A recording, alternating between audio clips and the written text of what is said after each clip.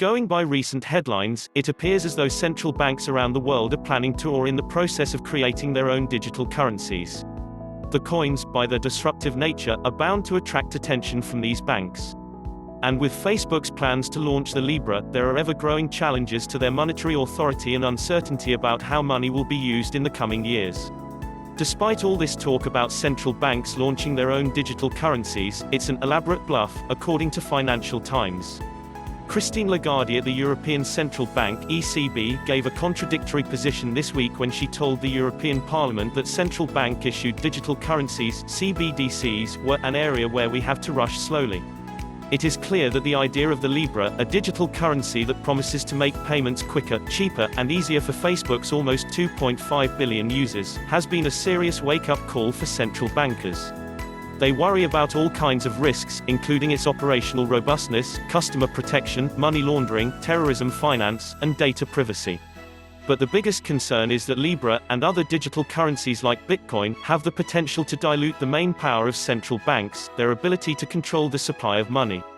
Benoit Cœuré, the ECB director who led the G7 working group on the Libra, has likened Facebook's digital currency to an elephant in the sandbox. French Finance Minister Bruno Le Maire warned the country could ban the Libra. Faced with such concerns, central banks are moving cautiously. Of note is that ECB insiders say it has no laboratory working on a digital euro and little intention to create one anytime soon.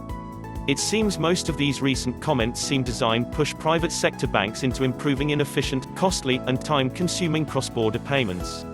Cœuré recently praised an initiative by about 20 large European banks including BNP Paribas and Deutsche Bank to create a new digital payments system, the Pan-European Payment System Initiative (PEPSI).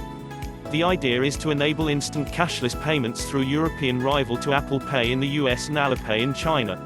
In the same speech, Cœuré again touched on the possibility of the ECB issuing its own digital currency, saying, potential central bank initiatives should not discourage or crowd out private market-led solutions for fast and efficient retail payments in the euro area.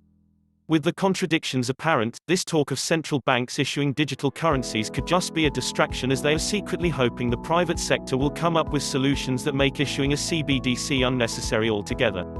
What is for certain is that central banks are worried about what the future holds for them.